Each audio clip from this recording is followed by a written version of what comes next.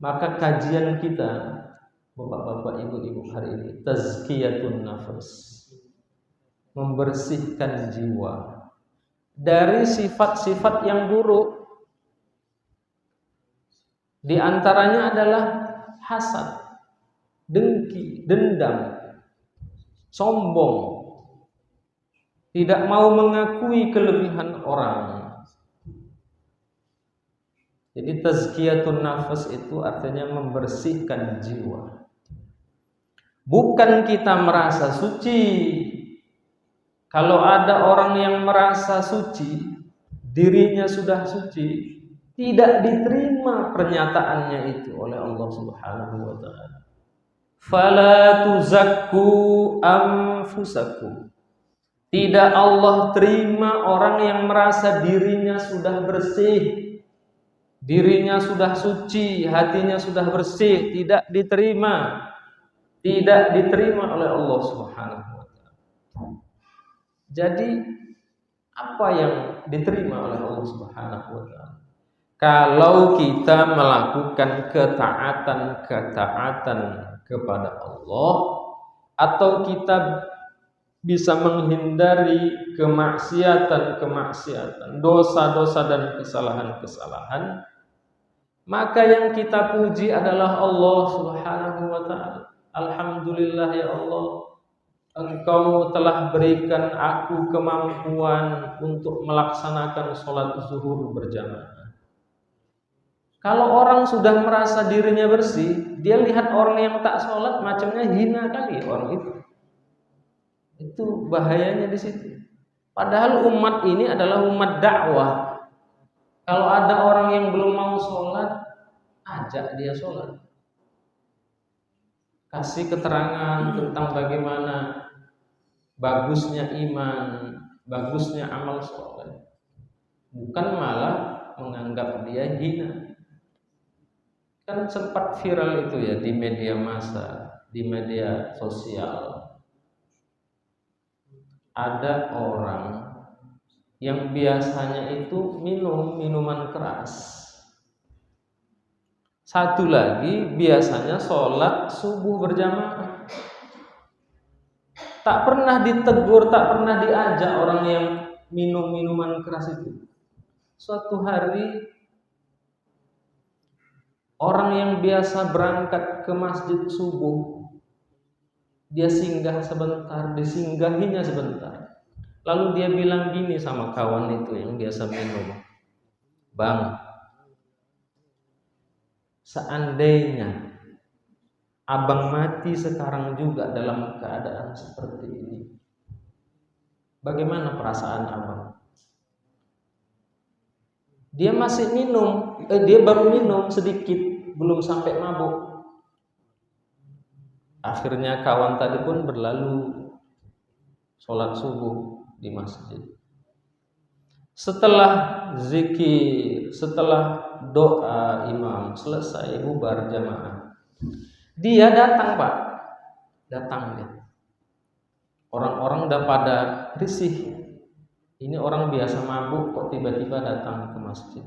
Ada yang tak paham dengan Islam, malah diusirnya. Sang imam karena paham dia bahwa ketaatan yang dilaksanakan itu adalah berkah dari Allah Subhanahu wa taala, maka imam mengatakan, biarkan dia. Abang mau apa? Ada yang bisa dibantu? Apa katanya Pak? Saya kepingin sholat, tapi saya nggak ngerti. Wudhu itu pun saya nggak tahu. Bisa Pak, saya diajari Pak. Boleh, diajarilah Pak wudhu, berwudhu. Sepanjang dia hidup baru itu dia wudhu. Habis itu Pak, saya nggak ngerti sholat Pak. Boleh Pak, Bapak jadi imam saya. Boleh. Jadi kalau ada orang yang seperti itu minta kita ngulang sholat untuk menyelamatkan dia, boleh dalam fikih Islam.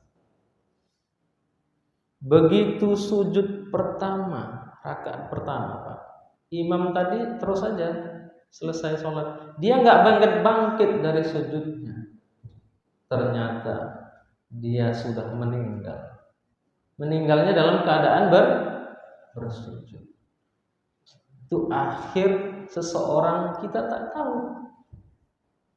Maka yang dinilai oleh Allah adalah kebersihan hati, ketulusan hati. Mudah-mudahan kita yang kumpul di sini mendapatkan hal itu. Bersih jiwa kita, tulus jiwa kita, bergantung kepada Allah, hanya bergantung kepada Allah Subhanahu wa taala.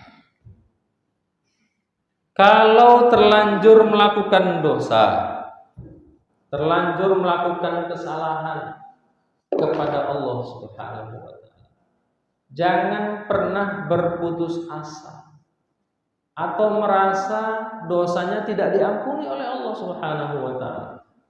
Itu adalah satu kesalahan yang fatal. Allah itu Ghaffar, itu sighah mubalaghah, artinya Allah itu Maha Pengampun. Ghafur, Maha Pengampun.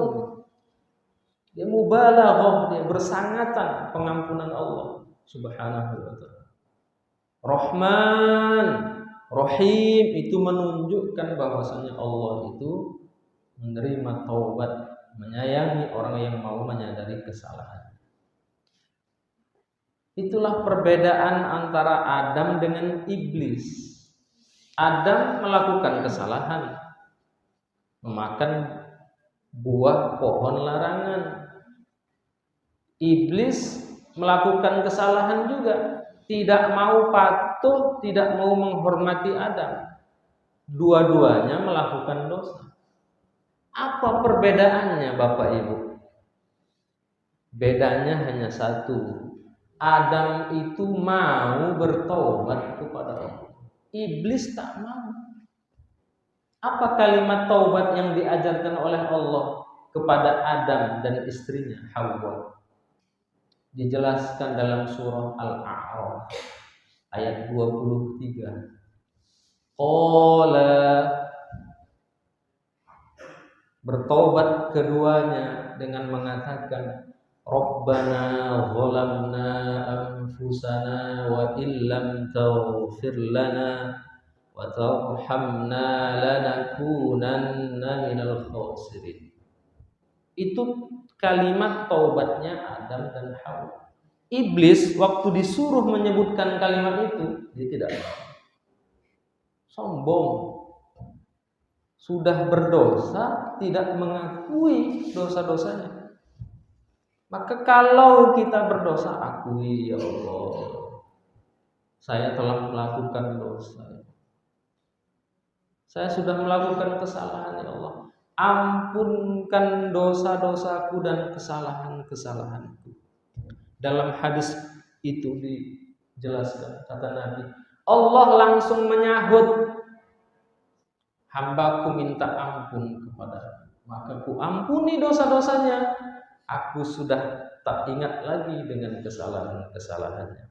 Maksudnya dihapuskan oleh Allah Subhanahu wa taala. Lalu dia buat dosa lagi padahal sudah diakuinya tadi.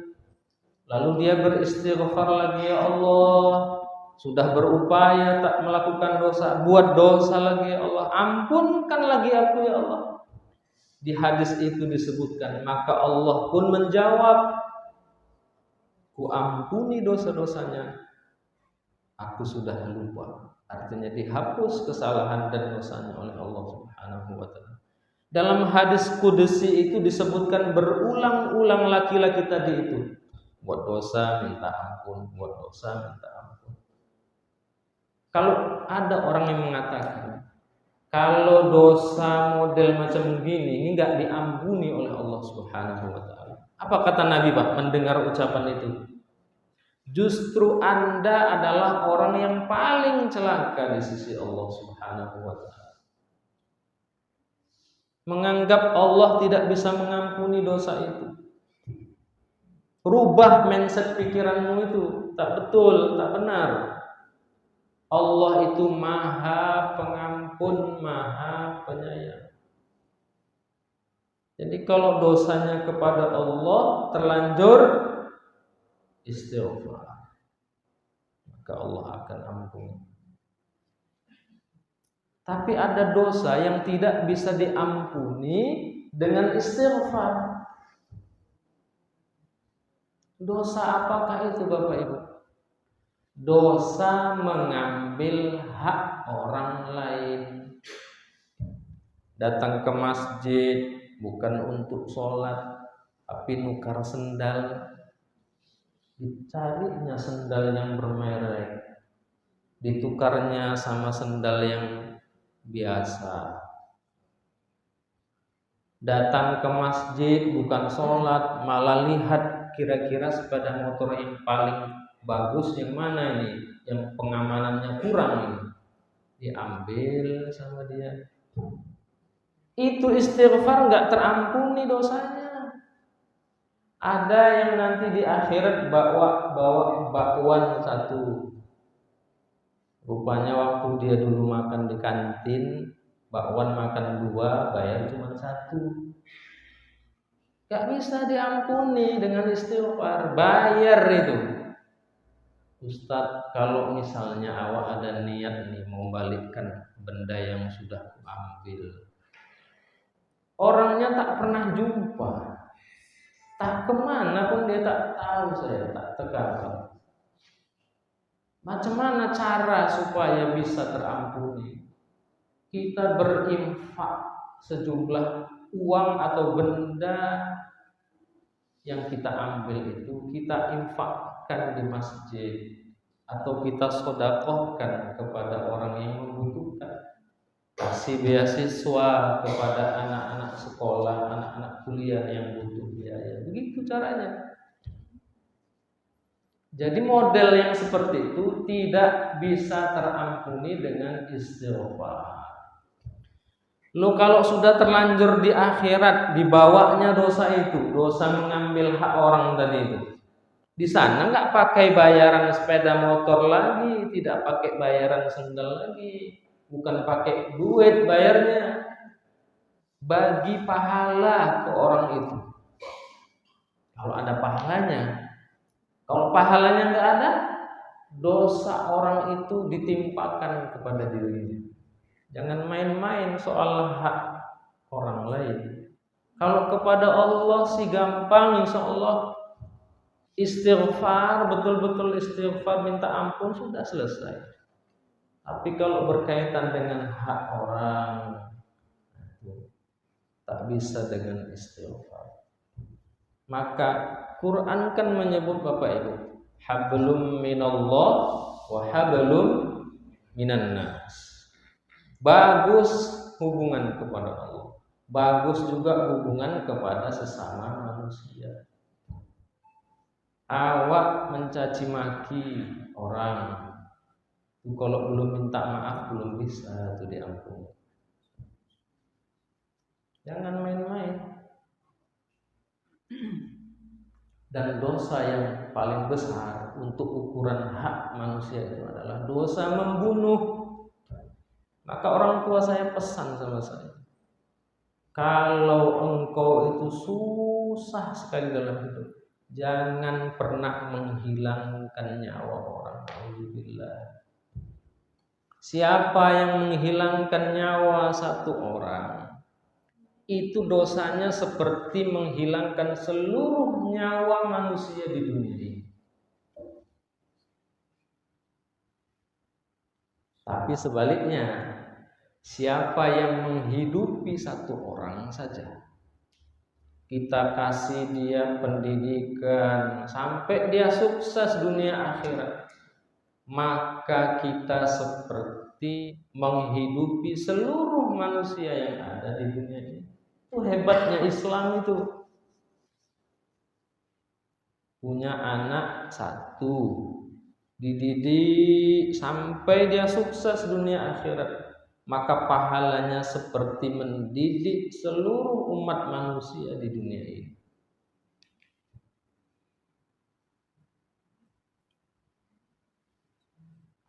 Bapak Ibu yang dirahmati oleh Allah Subhanahu wa taala.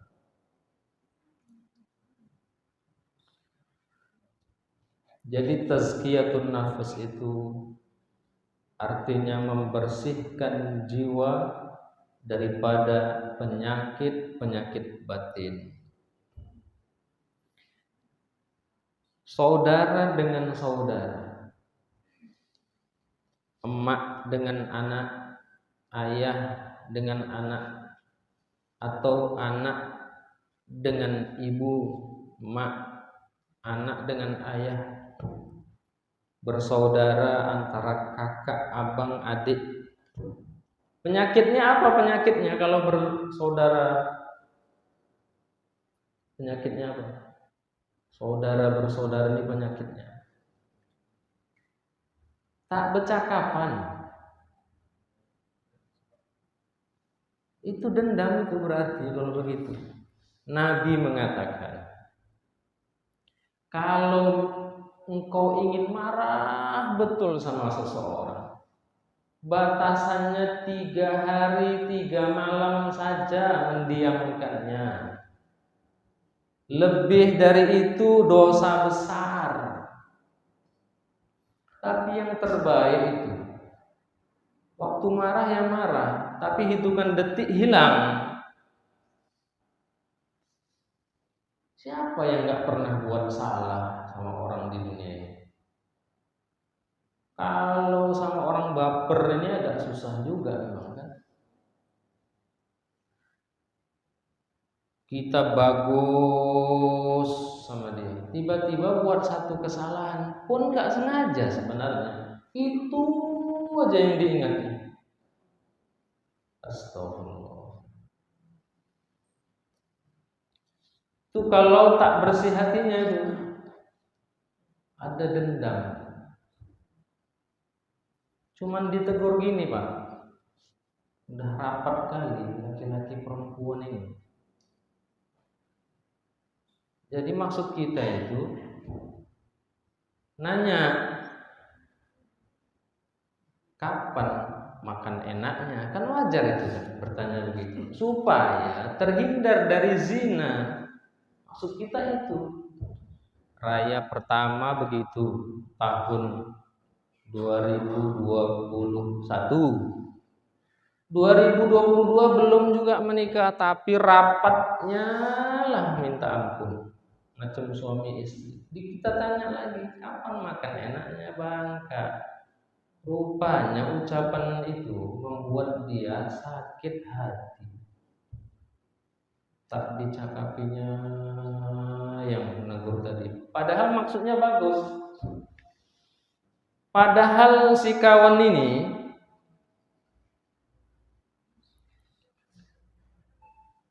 biasanya kalau beli pulsa, beli apa-apa itu tak pernah suruh bayar. Kalaupun ada sisanya tak pernah suruh balikkan, udah untukmu aja. Bertahun-tahun begitu. Giliran ngomong begitu saja itu disimpan dalam hati, tak pernah bercakap. Jangankan menegur, melihat pun enggak mau, memandang pun tak mau. Maksud kita itu kalau masih mau dia memandang, ya kita juga mau menegurnya. Itu ciri orang yang tak baik, perangai tak baik, itu hatinya rusak. Maka kalaulah kita sudah menyadari bahwasanya tak ada manusia yang tak buat salah, maka muncullah kemakluman. Islam mengajarkan saling berlapang dada. Kan begitu. Maka doa kita diantaranya adalah, ya Allah, lapangkanlah hatiku sebagaimana lapangnya hati Rasulullah Sallallahu Alaihi Wasallam. Pak, Bu, itu Abu Sofyan kan belakangan masuk Islam dia. Padahal sudah berapa ribu orang yang dibunuhnya itu. Bahkan Nabi sendiri pun mau dibunuh dia tuh. Tapi betapa mulianya hati Rasul sallallahu alaihi wasallam. Ketika Abu Sufyan sudah tak punya lagi kawan, tak ada lagi kekuatan, dia datang kepada Nabi sallallahu alaihi wasallam, "Ya Rasulullah, asyhadu an la ilaha illallah wa asyhadu anna Muhammadar Rasulullah." Rasul tak ingat lagi itu yang kenangan-kenangan buruk. Rasul hapus. Engkau saudara. Ini yang cuman sepele, diingatnya terus. Itu tidak mengikut kepada apa yang diajarkan oleh Quran dan sunnah Nabi Sallallahu Alaihi Wasallam. Waktu Fathu Makkah, Pak Bu. Fathu Makkah itu penaklukan kota Makkah dari penyembahan berhala, patung, kepada penyembahan Tuhan yang satu, itulah Allah Subhanahu wa Ta'ala. Ada yang bawa bendera tanda perdamaian. Dia ngomong begini, Pak, hari ini adalah hari pertumpahan darah. Langsung sama Nabi, ganti, jangan dia yang pegang bendera. Ganti. Hari ini adalah hari kasih sayang, kata Nabi. Siapa yang masuk ke Masjidil Haram fahuwa amin, maka dia aman. Siapa yang masuk rumahnya masing-masing, maka dia aman. Siapa yang masuk rumahnya Abu Sufyan, maka dia aman. Langsung jadi saudara, Pak. Istrinya Hindun belum tahu kalau suaminya sudah masuk Islam. Tengok-tengok Hindun lah suaminya. Kok begitu Muhammad ngomong? Barulah dia bilang, aku sudah masuk Islam. Jadi pemaaf itu adalah obat yang paling ampuh. Ustadz, awak ditipu orang ratusan juta. Terus Pak, ya sekarang kayak gini lah Ustadz, awak jadinya stroke. La ilaha illallah.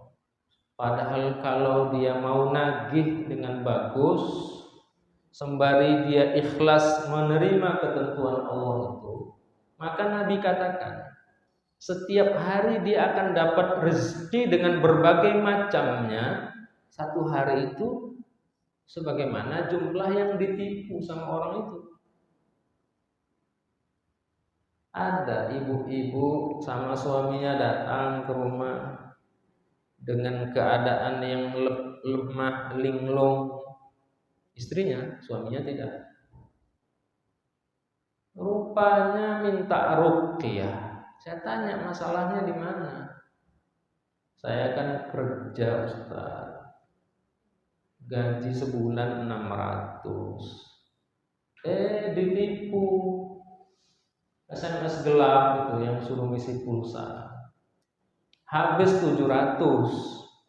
Sudahlah sebulan honornya 600, ditipu orang sampai habis 700. Histeris, stres, linglung, letih, lemah dia. Saya bilang, saya baru ditipu orang 20 juta. Heran dia. Kok Pak Ustadz santai-santai aja? Saya bilang, seperti yang saya katakan tadi Pak. Baik, alhamdulillah. Langsung bangkit nih, sembuh saya Ustadz.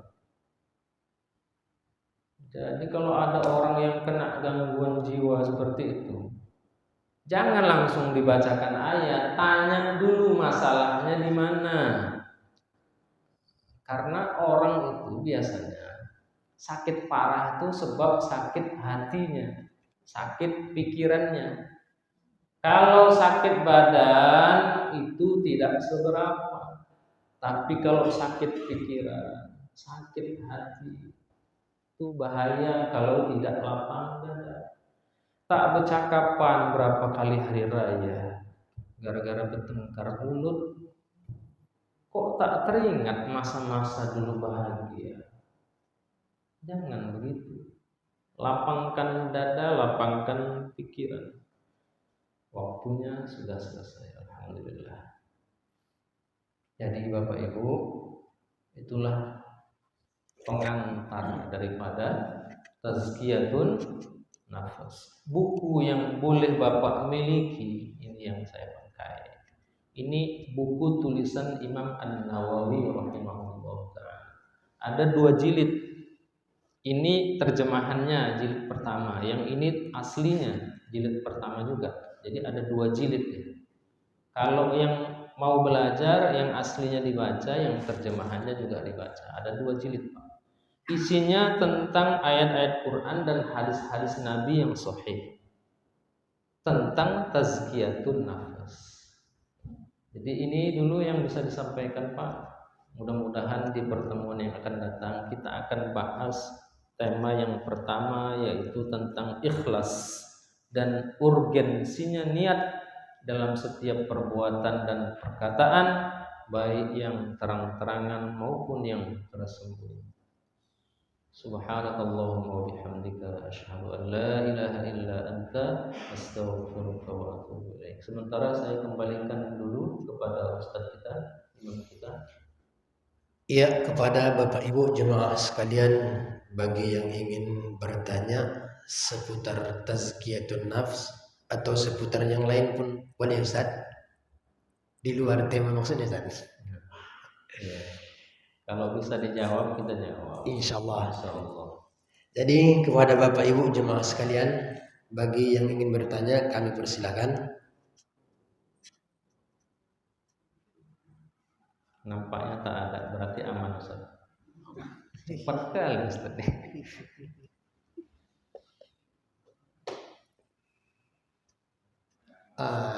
Aman kayaknya Ustaz. Marilah Ustaz kita tutup dengan doa Ustaz. Ya, alhamdulillah. Ini berarti sudah jelas ini. Alhamdulillah. Alhamdulillah. Astaghfirullahaladzim alladzi la ilaha illa huwal hayyul qayyum wa atubu ilaih. Astaghfirullahaladzim alladzi la ilaha illa huwal hayyul qayyum wa atubu ilaih. Astaghfirullahaladzim الذي لا إله إلا هو الحي القيوم وأتوب إليه. Bapak Ibu, mari kita hadiahkan Al-Fatihah buat Rasulullah sallallahu alaihi wasallam. Al-Fatihah. A'udzu billahi minasy syaithanir rajim. Bismillahirrahmanirrahim. Alhamdulillahi rabbil alamin. Ar-Rahmanir Rahim. Maliki yaumiddin. Iyyaka na'budu wa iyyaka nasta'in. Ihdinas siratal mustaqim. Siratal ladzina an'amta 'alaihim ghairil maghdubi 'alaihim waladdallin. Amin. Kata Ibnu Abbas radhiyallahu anhuma, siapa yang membaca Al-Fatihah 1 kali, siapa yang membaca Al-Fatihah 1 kali, itu sama dengan khatam Al-Quran 1 kali. Berarti tadi kita mengirimkan 1 kali khatam Quran kepada Rasulullah Sallallahu Alaihi Wasallam. Sekarang kita kirimkan Fatihah kepada emak kita dan ayah kita. Al-Fatihah. Bismillahirrahmanirrahim.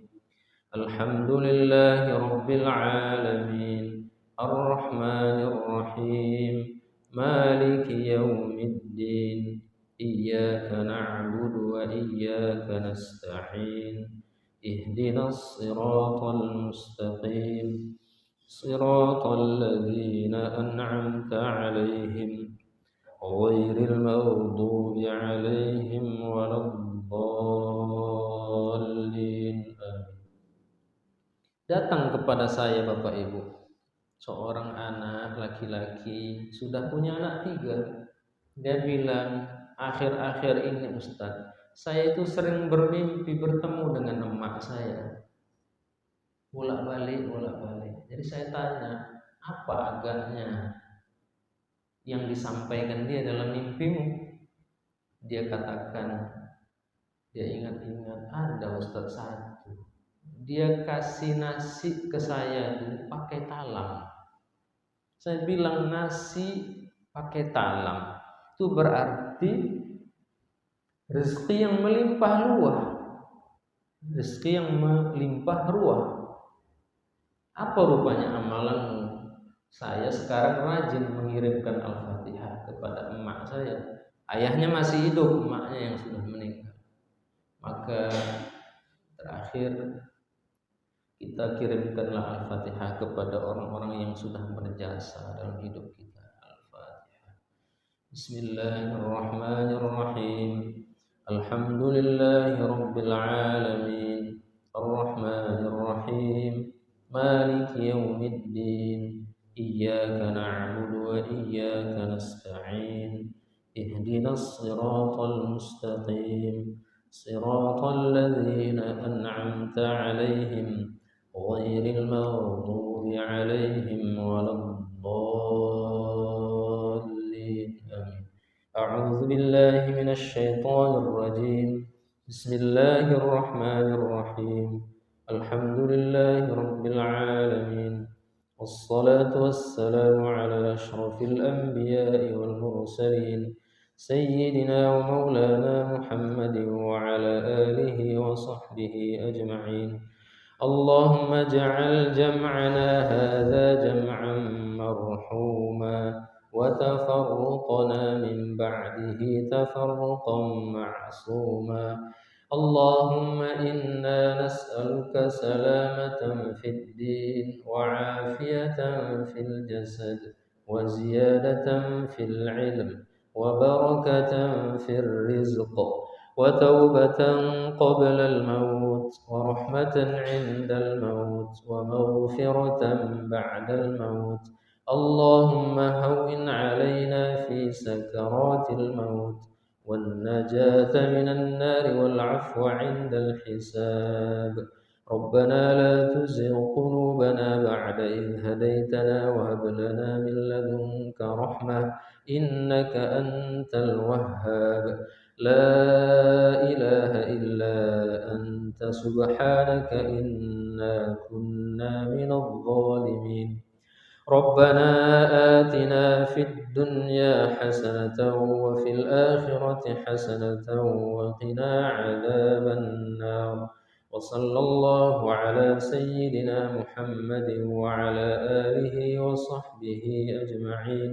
سبحان ربك رب العزة عما يصفون وسلام على المرسلين والحمد لله رب العالمين. تقبل الله منكم منا ومنكم تقبل يا كريم. جزاكم الله خيرا على اهتمامكم walafu minkum. Terlebih dan terkurang mohon dimaafkan. Terima kasih atas segala perhatiannya Bapak Ibu. Wassalamualaikum warahmatullahi wabarakatuh. Waalaikumsalam warahmatullahi wabarakatuh.